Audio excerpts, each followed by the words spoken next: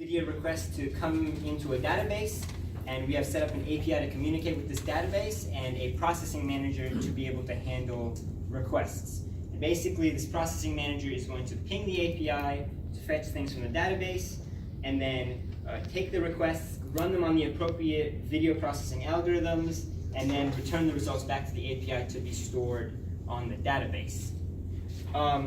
So just a quick overview also of how our database is laid out so far. Basically, every field or video has an ID. It has video information, which is basically information needed for the video to be, the actual video to be retrieved from the S3 server where we have them hosted.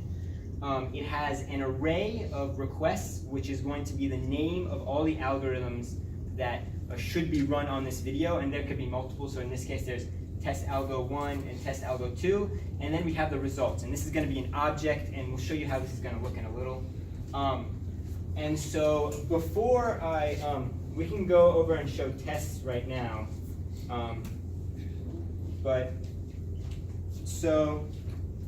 This is our test coverage so far.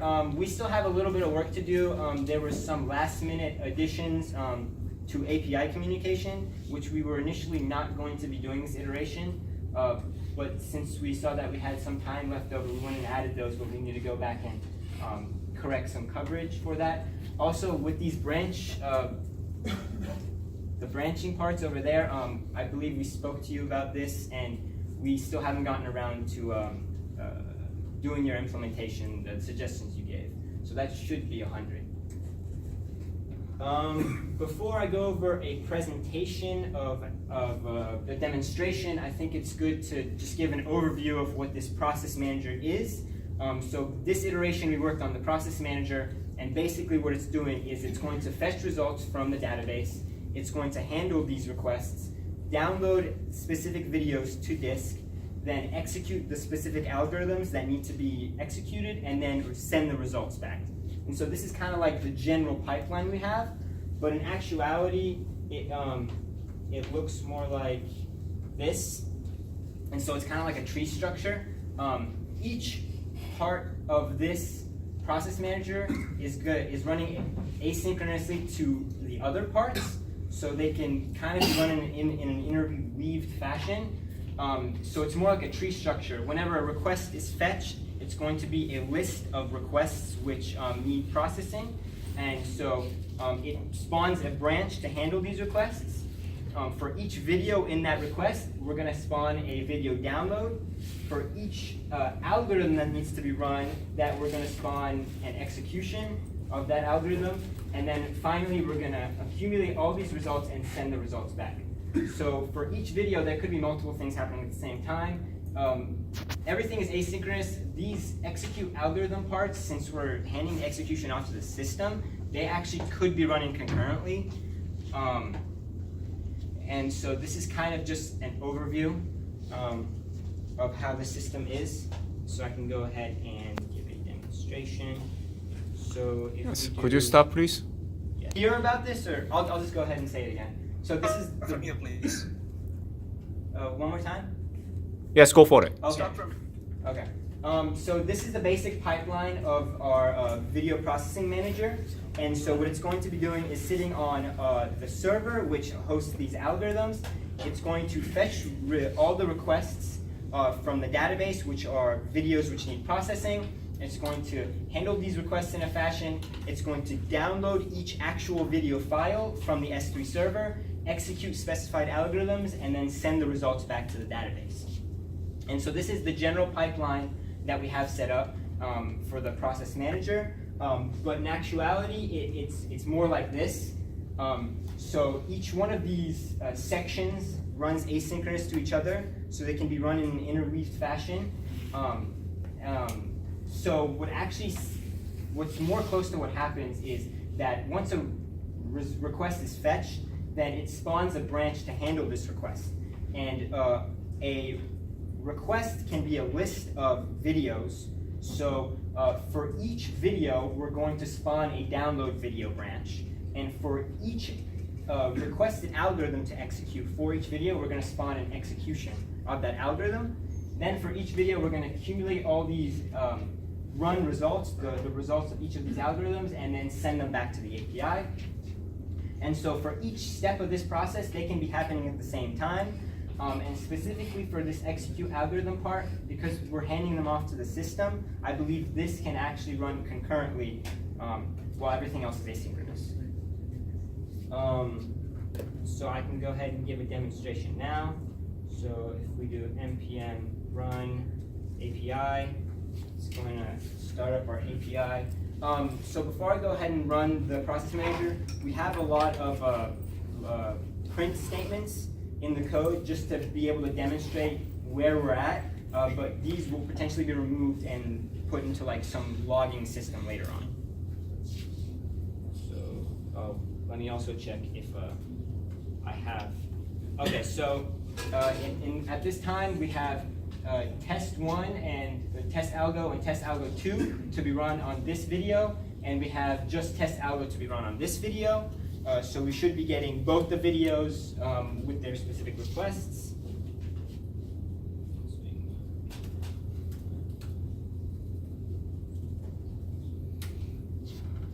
So okay, so initialized, it loaded the config files, it initialized the S3 server, and so as you can see, there's a lot of things going on at the same time. I'll give it a second. Okay, I think it's done. So basically, if you can see here, it's just saying that it received the request, then that specific video was downloaded to this specific path, it executed that video on test algo, it executed that video on test algo 2. At the same time, this video was downloaded, and then it executed that on test algo. It stored the results for each of these videos in their specified paths, and then it sent the results. And at the same time, you can see some actually executed faster than the receive request, but at times you might see like receive requests pop up in the middle of this because it is at the same time also pinging the database for requests. And so if we go back to here, give it a refresh,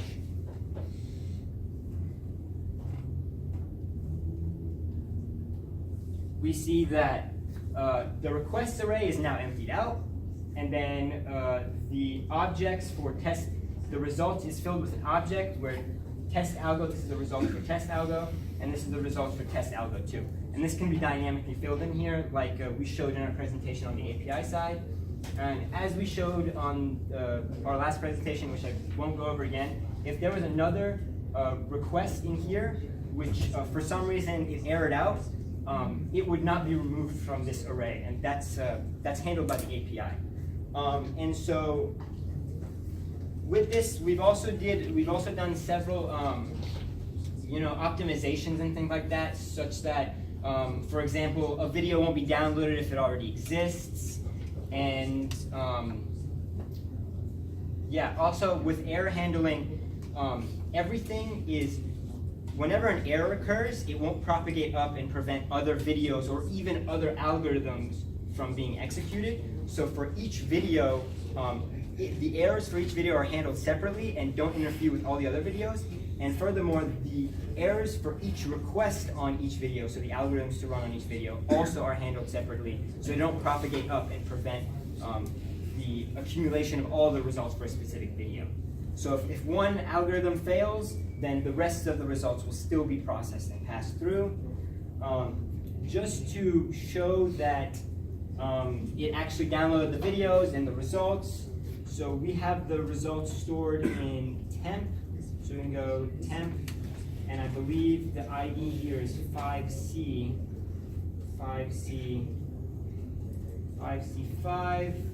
If we run this, we have a video, and it's playing and everything. And then if we want to check out 5C55 or test algo, and we can say .json, and this is the saved results of the test algo. And so what I forgot to mention is our expectations are that when we run, there will be specific config files that the sponsor will have. And so what we do is we parse these config files for the algorithm name and then the command to run. to call this algorithm. And so all we do is we pass in the path of the video location plus the path to where to store the results. And so the algorithm should come to disk, load the video from disk, and then store the results back onto disk. That's where we read the video, the results from disk and upload them back up. So now I can go over our iteration backlog. So we completed everything for this iteration, which was mainly to get the structure of the process manager set up. So we've completed the parsing config files, we've completed downloading videos, we've completed executing commands and retrieving results, and we've completed... also, one thing I forgot to mention, so you brought up a point last time about potential race conditions on the API. One thing that we added for this iteration was atomic updates, which is a feature that MongoDB allows us to do. So it does locked updates where we put the request into a specific format, and it does all the deleting, updating for us on their end, and thus we are only sending the information and don't have to worry about anything being deleted along the way. And that way we were able to remove the mutex lock that we had implemented beforehand. And so that is also completed. So everything for this iteration has been complete. And for the backlog, one thing that we also completed, or at least started, but not necessarily completely finished, is communications with the API. We were initially going to wait until the next iteration to begin this, but given once we implemented the pipeline, it seemed very easy to fit these in at the ends, once that was all done. But the things that are left to do is we would need to have some API authentication. So the sponsor wants some sort of password or pre-shared key to be sent to the API to log in before it's able to send and receive things. We spoke to him about potential encryption, because if you're sending a key over the internet, you need it to be encrypted, or else somebody can just snatch it. But he said not to worry about that for now. So we'll see what he says after we implement this. And so we're going to have a pre-shared key on the process manager side, and then on the API side, we're going to have salted hashes of potential keys. So the actual password isn't going to be stored on the API side, only their salted hashes are. And then the next thing we need to do is Dockerize all our code. So we need to make Docker containers for the API and the process manager, and make it so that the sponsor is able to interface with these images. Also, more importantly, we need to perform more error handling on the database communication ends of this process manager. Potentially, whenever an error occurs, we'd be logging it to some specific source. And so we need to go and rough out the edges for that a little bit. And there's also one issue that we came across when we were building the APIs is, I was going to send you an email about this in case you had any suggestions, but at this moment, if the API pings, or the process manager pings the API too quickly for specific videos which are already being processed, the API is going to send back, because the API is stateless, it's going to send back the same videos that need processing. And because everything is asynchronous, it could potentially run those same algorithms again, which isn't necessarily a problem from the end of the data should be the same, which is being uploaded, but it's a waste of resources. And so we need to find a way to potentially filter out only videos which are not being processed and things like that. But we were having a hard time doing this without mutating something outside of our pipeline scope. So like at the very end when we're sending results back, we don't want to change some variables at the very front of the pipeline because that just seems like it's errors waiting to happen. But we're still thinking about different ways to approach that. So that is it for the project backlog. The majority, I would say a good chunk of this project has been completed. As far as general specifications given by the sponsor. Besides that, for issues we came across, there were significantly less issues this time around. The pair program was actually very successful. It was easier to communicate between two people as opposed to having the entire group communicate with each other, when a lot of times some people couldn't meet up, or there had to be times when someone didn't get a specific piece of information when others did. So this pair program was a lot better for us in this situation. We also implemented Trello, but that also didn't really work out. So yeah, that's about it.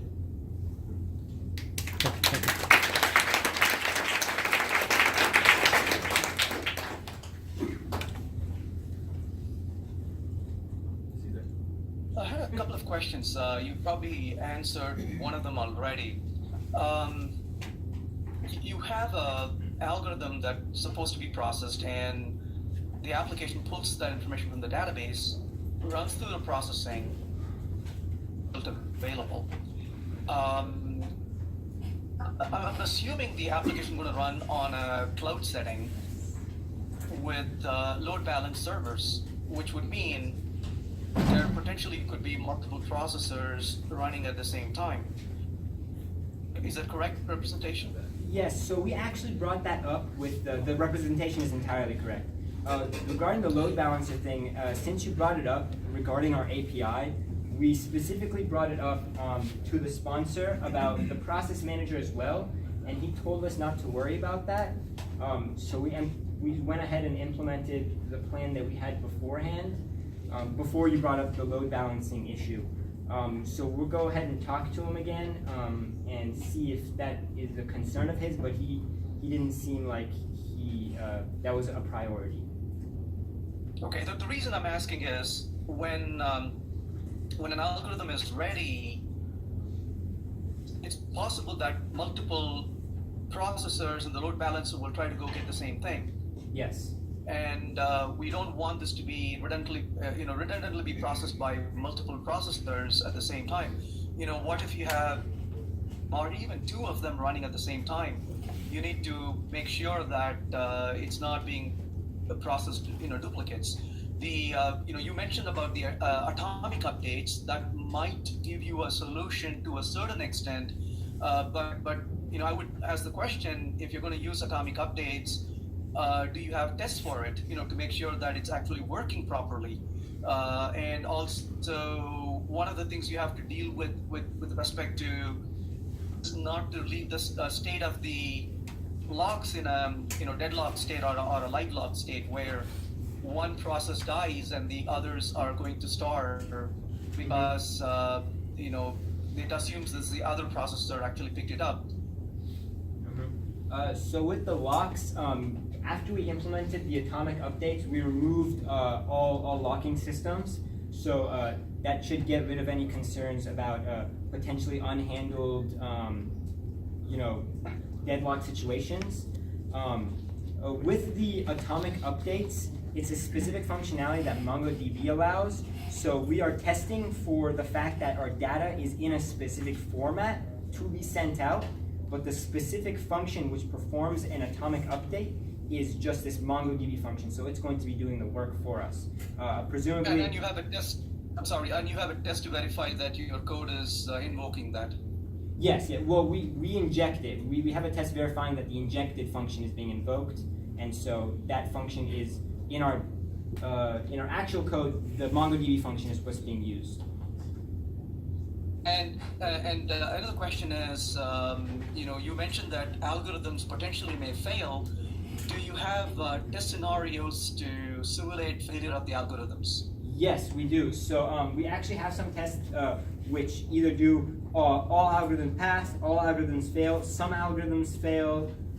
So to see how this works. So basically, one of the ways which we have frequently been mitigating this fact where if an algorithm fails, then it shouldn't propagate up to affect the other, the other algorithms is we've been using returning lists of data and iterating through these using flatmap.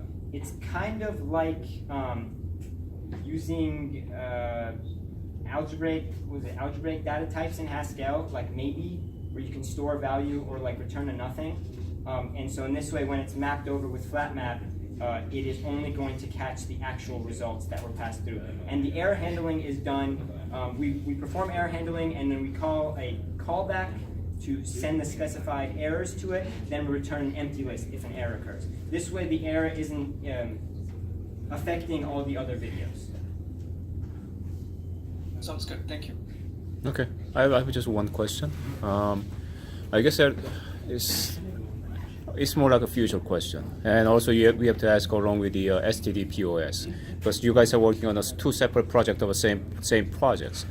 Did the sponsor mention anything about, say, at a certain point both of your work has to be integrated into one?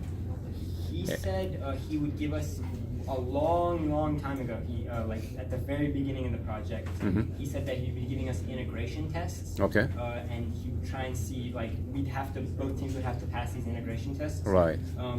But there hasn't been too much conversation about that yet. I see, but I think at a certain, to a certain level, you and STD Post has to communicate more frequently and see, for the future's sake. Yeah. In the very first meeting we had with him, or the second meeting, we spoke about this. He wanted us to communicate. Okay. And he said to not worry about that. Okay, sounds good to me. Thank you. Great. Thank you.